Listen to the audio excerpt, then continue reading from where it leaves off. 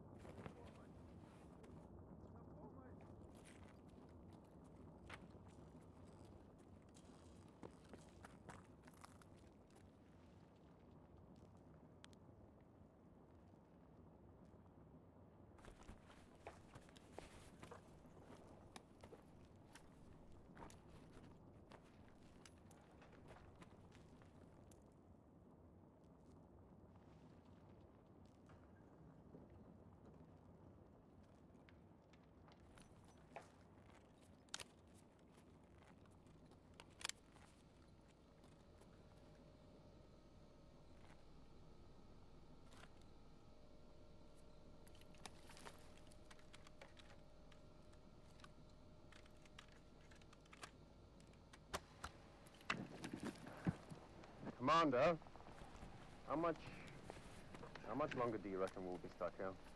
For as long as they tell us to, Terror Group still has a fuckload of unclosed facilities in Tarkov. You think they'll manage to pull everything out on time? Even with their resources? It sounds impossible. Let them set their priorities themselves. We've already got our hands full babysitting HVIs and hauling out Terror Group's docks. But still, even if everything is moved out, there will be hundreds of digital drives left behind. There's no way to evacuate something like that in war conditions. They're not going to extract everything. Okay, I heard Terror Group has some kind of weapon that wipes data from the systems. All of it. Like an EMP? Surely they're gonna give us a heads up, right? It would screw up all our coordination. Why would they hide it from us? Even if they do end up using this thing, it'll only be after we're evacuated. Without our PMC support, they wouldn't last long. They have no one but us. And what about those contractors we transferred the HVIs to? They looked quite serious. You know, shady too. No insignias. No patches. Who are they anyway? There's no info on them from HQ, so clearly we shouldn't get involved in that shit. They might be linked to that specialist guy over at the lighthouse. Perhaps they're just an escort crew from outside the border. But our guys are stretched thin here, and either way, we can't trust them.